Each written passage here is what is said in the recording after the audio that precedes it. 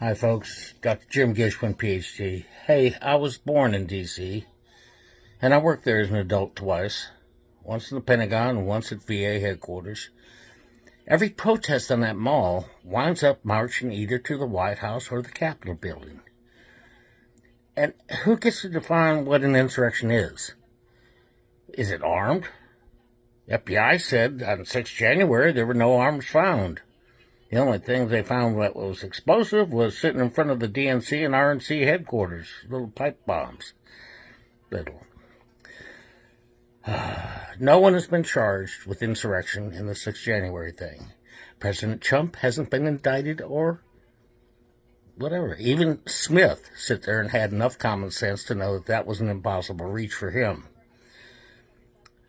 So why weren't there any charges when a riot outside the White House under Trump made the Secret Service take the first family to the bunker?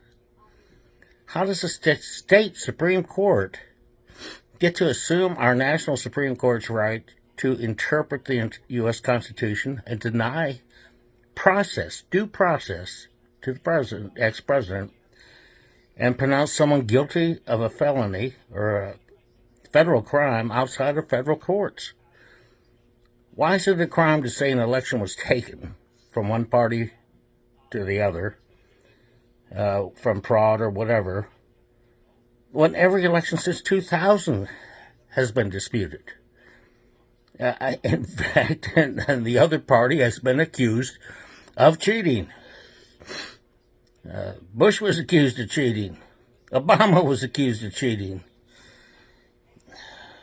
Kerry was everyone. Okay? Everything has been questioned since 2000. And there's a provision in the Constitution that allows a congressman to sit there when the votes are being counted by the Electoral College with the VP presiding to challenge a state's elections. And they have to have one senator backing them. And the VP has the authority to sit there and send those votes back to the state for recounting. He does have that authority. And just because evidence was refused to be heard in a court doesn't mean that the evidence didn't exist. Just remember that. Okay? How does a Senate leader get away publicly threatening a Supreme Court justice and then having someone arrested for apparently following through on that threat the day later? How does a sitting vice president get away with supporting rioters, insurrectionists, quote unquote, because they were armed, and bailing them out of jail? Does President Biden get away with pronouncing his opponent guilty of a crime without any trial or due process at all? Leftist progressives and Marxists are not liberals. Remember this.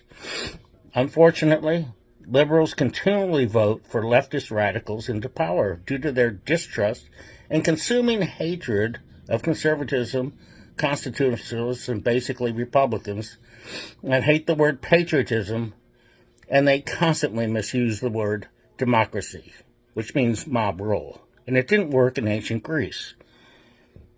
I teach this in school.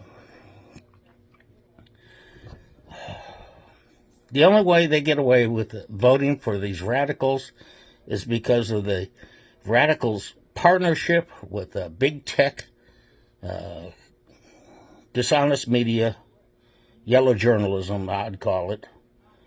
And they become unwitting minions because current unofficial and official censorship makes them uninformed. There are Republican progressives and Marxists just as there are Democratic ones. All levels of our government, institutions, and educational systems have been infiltrated. Okay? Just as Marxist globalists from the World Economic Forum in Davos or straight from Hillary's Saul Alinsky playbook, they will use all means possible and impossible to defeat an opposing candidate. And they are apparently exempt from the laws of this country themselves. Republicans really can't be Nazis. Quit calling us Nazis. We've always been anti-socialist, and Nazis were leftist National Socialist German Workers' Party. I keep saying this over and over again, man. Where you guys come up with this stuff? Remember that in an era of anti-Semitism, it didn't start with gas chambers in Germany, okay? And the German people ignored it. We can't ignore this. They will use any and all possible and impossible means to maintain their grip of power and control over you. And they will always distract you by finding someone or some group for you to hate. So you won't hate them and know them for what they are. With that, folks, I'm going to sit there and say, Merry Christmas. Hopefully, pray for all of us. God bless you. Take care.